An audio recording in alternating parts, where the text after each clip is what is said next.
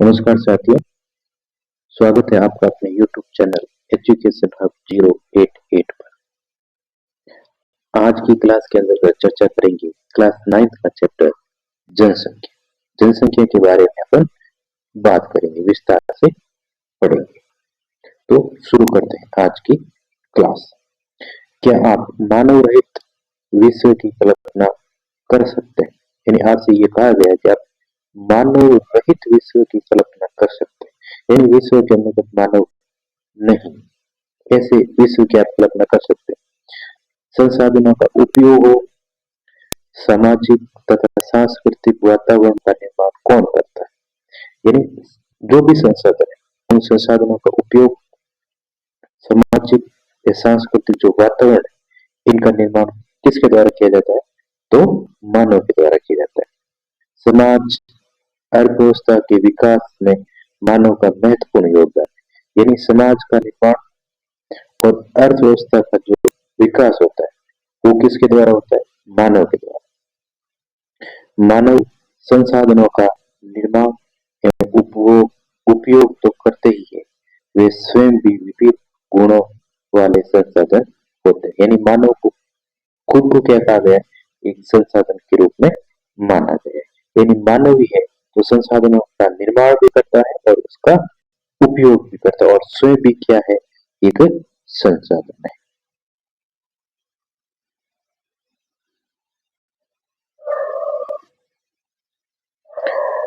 कोयला तब तक चट्टानों का एक टुकड़ा था जब तक कि मानव ने उसे प्राप्त करने की तकनीक का आविष्कार करके उसे एक संसाधन नहीं बनाया। यानी ये कहा गया है, कोयला जो खदानों से खोद कर निकाला जाता है, यानी कोयला तब तक चट्टान का ही टुकड़ा था जब तक मानव ने उसे प्राप्त करने की तकनीक का आविष्कार नहीं किया। जब तकनीक का आविष्कार कर लिया गया तो उसको खनन करके बाहर निकाला गया और एक संसाधन के रूप में उसका उपयोग किया गया।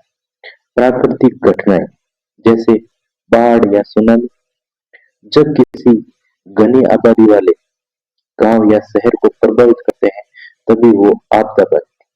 यानी आपसे यहाँ पर ये कहा गया है कि भाई आपदा जो होती है वो कैसी, जो प्राकृतिक घटनाएं होती है वो सभी आपदा के अंदर गिनी जाती है, जैसे बाढ़ हो या सुनामी। जब किसी घनी आबादी वाले गांव या शहर को प्रभावित करते हैं तो वो क्या कहलाती है? आपदा कहलाती है। यानी ये बाढ़ हो, सुनामी हुई, ये अधिक क्षेत्र को क्या करती है? प्रभावित करती है। सामाजिक अध्ययन में जनसंख्या एक आधारित तत्व है। यह एक संदर्भ बिंदु है जिससे दूसरे तत्वों का अवलोकन किया जा सकता है। यानी अगर दूसरे तत्वों का अवलोकन करना है, दूसरी चीजों का अवलोकन करना है, तो उसके अंदर जो जनसंख्या है वो महत्वपूर्ण फैक्टर के रूप में कार्य करती है। उसके अर्थ एवं महत्व ज्ञात किए जाते हैं। संसाधन, आपदा और विनाश का अर्थ केवल मानव के लिए ही महत्वपूर्ण है। संसाधन हो, आपदा हो और विनाश हो, इन सब का अर्थ केवल मानव के लिए ही महत्वपूर्ण है। उनकी संख्या,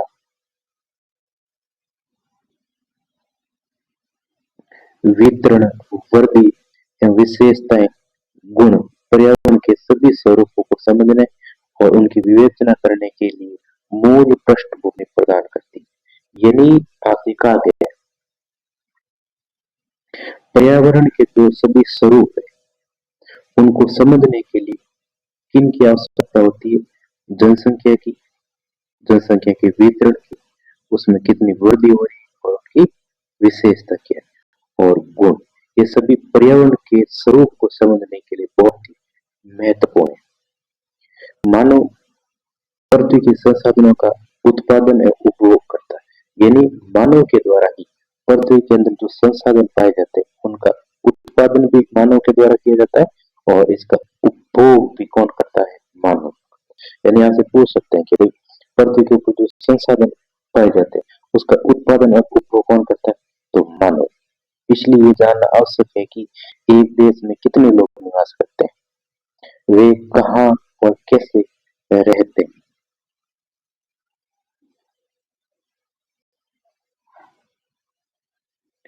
उनकी जनसंख्या में वृद्धि क्यों हो रही है तथा इनकी कौन कौन सी विशेषता है भारतीय जनगणना हमारे देश की जनसंख्या से संबंधित जानकारी प्रदान करती है। यानी किसी भी देश की जनसंख्या, जो जनगणना, वो वहाँ की जनसंख्या से संबंधित जानकारी हमें प्रदान करती है। यानी देश की जो जनसंख्या कितनी, वो अपन को किससे ज्ञात होती है? उस देश के अंदर जब जनगणना की जाती है ना, तब अपन को पता चलता है कि उस देश के अंदर जनसंख्या कितनी। अब आगे पढ़ेंगे जनसंख्या का आकार और वितरण।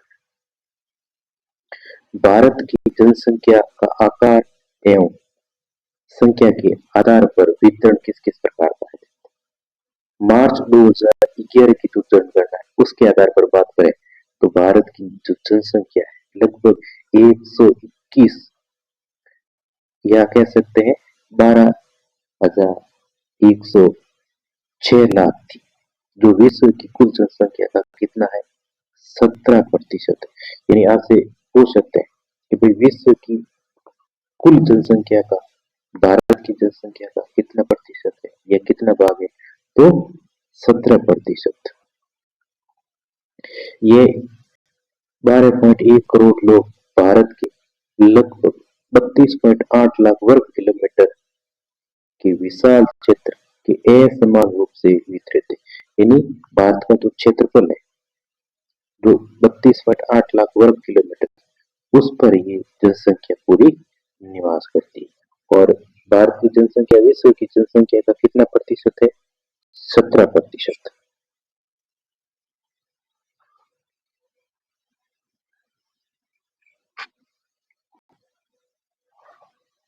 2011 की जनगणना के अनुसार देश की सबसे अधिक जनसंख्या घनत्व वाला राज्य उत्तर प्रदेश है। यानी 2001 की जनगणना हुई उसके आधार पर भारत का कौन सा राज्य जिसके अंदर सबसे अधिक जनसंख्या पाई जाती है वो है उत्तर प्रदेश। यहाँ की कुल आबादी 1,990 लाख है। उत्तर प्रदेश में देश की कुल जनसंख्या का 16% हिस्सा निवास करती है। यानी जो भारत की कुल जनसंख्या है जिससे 100%, उसमें से उत्तर प्रदेश के अंदर कितनी जनसंख्या निवास करती है? 16% अकेले उत्तर प्रदेश के अंतर्गत निवास करती है। दूसरी ओर हिमालय, अगर हिमालय की बात करें दूसरी ओर हिमालय क्षेत्र के राज्य सिक्किम की आबादी केवल 6 लाख है। यानी अगर आपसे पूछे भारत का कौन सा राज्य है जिसके अंदर सबसे अधिक जनसंख्या पाई जाती है, तो वो है उत्तर प्रदेश। और ऐसे पूछे आपसे भारत का कौन सा राज्य है जिसकी जनसंख्या सबसे कम है, तो वो है सिक्किम। लक्षद्वीप में केवल 64,429 लोग 29,000 लोग निवास करते हैं। आगे देखते हैं भारत की लगभग आधी आबादी केवल 5 राज्यों में निवास करती है। वो है उत्तर प्रदेश, महाराष्ट्र, बिहार, पश्चिम बंगाल और आंध्र प्रदेश। यानी ये 5 राज्य है जो जनसंख्या की दृष्टि से अधिक यहाँ पर जनसंख्या निवास करती है। तो सबसे पहले है उत्तर प्रदेश, फिर जनसंख्या निवास करती है महाराष्ट्र, फिर बिहार, ये पश्चिम बंगाल और आंध्र प्रदेश। यहाँ से अच्छा क्वेश्चन बनेगा, इनको कर्म से आपको क्या रखना है? याद रखना है। क्षेत्रफल की दृष्टि से राजस्थान सबसे बड़ा राज्य। आपसे पूछे भारत के अंतर्गत क्षेत्रफल की दृष्टि से सबसे बड़ा राज्य कौन सा है, तो वो है राजस्थान। इसकी आबादी भारत की कुल आबादी का केवल 5.5% पाई जाती है। यानी जनसंख्या की दृष्टि से तो 5 राज्य आपको याद रखने, उसके आधार पर यह भी याद रखना है कि क्षेत्रफल की दृष्टि से सबसे बड़ा राज्य कौन सा है? राजस्थान। और इसकी कुल आबादी कितनी है? लगभग 5.5%। यानी भारत की कुल जनसंख्या का 5.5% यहाँ पर निवास करती है।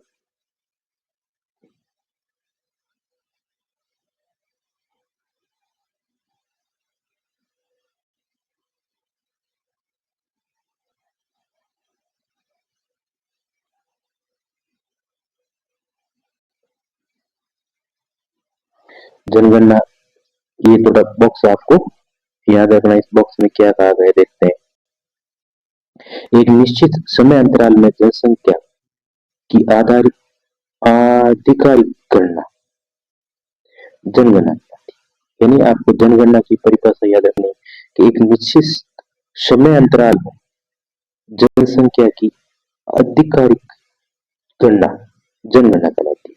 भारत में सबसे पहले 1872 में जनगणना की गई थी। हालांकि 1881 में पहली बार एक संपूर्ण जनगणना की गई, यानी शुरुआत हुई थी 1872 से, लेकिन व्यवस्थित जो जनगणना वो की गई थी वो 1881 में, और उसी समय से प्रत्येक 10 वर्ष पर जनगणना होती है। भारतीय जनगणना जनसांख्यिकी, सामाजिक तथा आर्थिक आंकड़ों का एक सबसे वृहद स्रोत है। यानी जो भारतीय जनगणना, उस जनगणना से ही ये जो जनसांख्यिकी, सामाजिक और जो आर्थिक आंकड़े वो इसी जनगणना से लिए जाते हैं। इस बॉक्स के अंतर्गत क्वेश्चन बनेगा, आप याद रखना है आपको जनगणना किसे कहते हैं, जनगणना की शुरुआत कब से हुई थी और व्यवस्थित जनगणना कब से प्रारंभ की गई।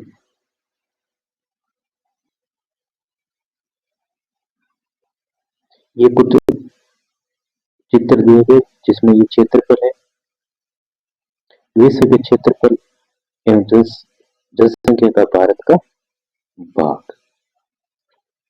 जो क्षेत्रफल है वो विश्व का कुल क्षेत्रफल जिसका भारत का भाग है ये 2.4, और जो जनसंख्या है वो 17.5 तक पाई जाती है। घनत्व के आधार पर भारत में जनसंख्या का वितरण। जनसंख्या घनत्व असमान वितरण का बेहतर चित्र प्रस्तुत करता है। प्रति इकाई क्षेत्रफल में रहने वाले लोगों की संख्या को क्या कहा जाता है, जनसंख्या घनत्व। भारत विश्व के घनी आबादी वाले देशों में से एक है, यानी भारत में जो जनसंख्या पाई जाती है वो घनी आबादी यानी जनसंख्या अधिक है। तो आपसे पूछ सकते हैं जनसंख्या घनत्व किसे कहते हैं, प्रति इकाई क्षेत्र में रहने वाले लोगों की संख्या को क्या कहते हैं, जनसंख्या घनत्व। यहाँ पर इसको ऐसे कह सकते हैं, 1 वर्ग किलोमीटर क्षेत्र या 1 किलोमीटर क्षेत्र में पाई जाने वाली जनसंख्या को जनसंख्या घनत्व भी कहते हैं।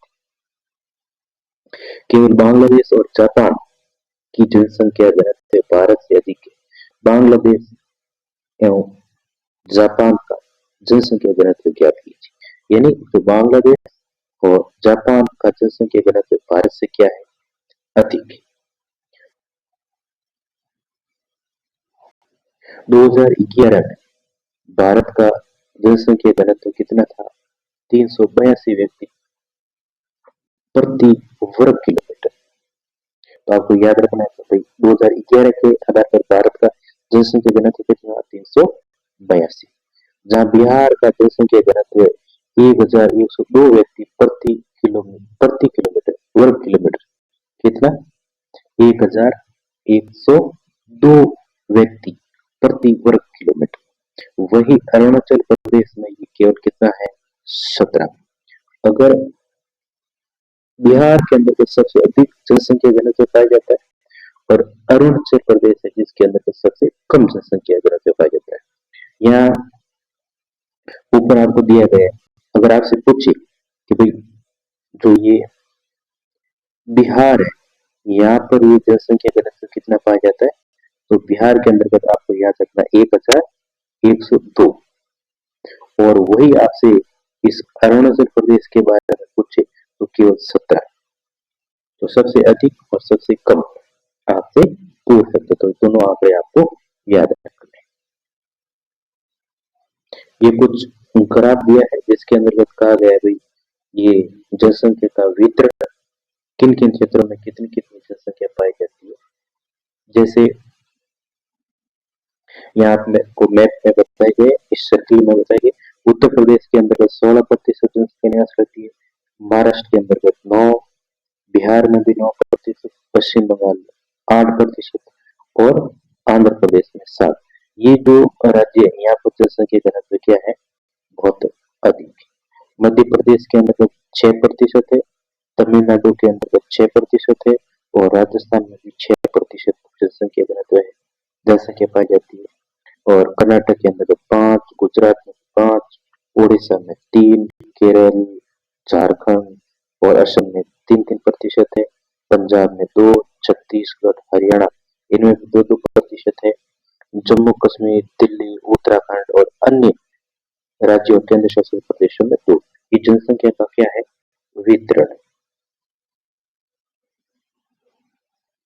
ये भारत की जो जनगणना 2011 जनसंख्या घनत्व बताई गई है, इसके अंतर्गत इसमें क्या बताई गई ये आपको थोड़ा सा याद रखना है, इसको आपको देखना है और अपनी किताब के अंतर्गत इसको एक बार में देखेंगे कि भाई किस किस कलर के कौन सा कलर कहाँ कहाँ पर है, उसके आधार पर ये प्रति वर्ग किलोमीटर के अंतर्गत व्यक्तियों की संख्या बताई गई थी। हर एक के अंतर्गत 250 से लेकर 250 या कहते 250 से कम व्यक्ति निवास करते हैं। ये थोड़ा सा एक बार आप मैप को अच्छी तरीके से देखो।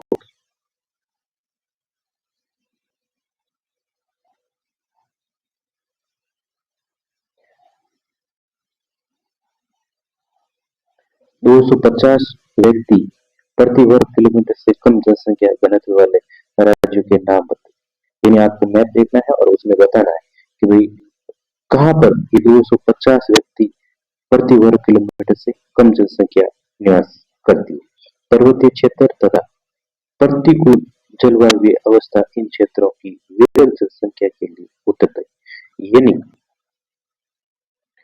यहाँ पर जो जनसंख्या कम है उसका मुख्य कारण क्या है? एक तो पर्वतीय क्षेत्र है और प्रतिकूल जलवायु अवस्था इन क्षेत्रों की विरल जनसंख्या के लिए क्या है? उत्तरदायी है। किसी राज्य का जनसंख्या घनत्व यानी किस राज्य का जनसंख्या घनत्व 250 व्यक्ति प्रति वर्ग किलोमीटर से कम है और क्यों? यानी इसका जनसंख्या कम है और क्यों है? असम एवं अधिकतर प्रायद्वीपीय राज्यों का जनसंख्या घनत्व मध्यम है। कौन कौन से क्षेत्र? असम और अधिकतर जो प्रायद्वीपीय राज्य उनका जनसंख्या घनत्व क्या है? मध्य पाया जाता है। बाकी पहाड़ी कटे चट्टे एवं पथरीले भूभाग, मध्य से कम वर्षा वाले छिछले एवं कम उद्योग मिट्टी इन राज्यों की जनसंख्या घनत्व को क्या करते हैं? प्रभावित करते हैं। यानी इनके कारण यहाँ की जो जनसंख्या है वो कम पाई जाती है। उत्तरी मैदानी भाग एवं दक्षिण के केरल का जनसंख्या घनत्व बहुत अधिक है। कौन से क्षेत्रों के अंतर्गत? उत्तरी जो मैदानी भाग के अंतर्गत और जो उत्तरी मैदानी भाग है यहाँ पर और दक्षिण में केरल का जनसंख्या घनत्व क्या है? बहुत ही अधिक है, क्योंकि यहाँ समतल मैदान है या उपजाऊ मिट्टी पाई जाती है और पर्याप्त मात्रा में वर्षा होती है। और उत्तर मैदानों के अधिक जनसंख्या घनत्व वाले 3 राज्यों के नाम बताइए। यानी सबसे अधिक अपने ऊपर पड़ा जनसंख्या सबसे अधिक कहाँ पाई जाती है? यानी बिहार के अंतर्गत आपको जो 5-6 राज्य थे जनसंख्या अधिक कहाँ कहाँ पर थी वो आपको ज्ञात रखना है, लेकिन किन किन क्षेत्रों में जनसंख्या अधिक थी।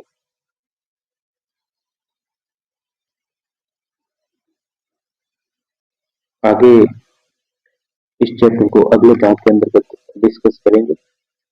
तो इस वीडियो को अधिक से अधिक शेयर करें, लाइक करें और सब्सक्राइब करें। धन्यवाद।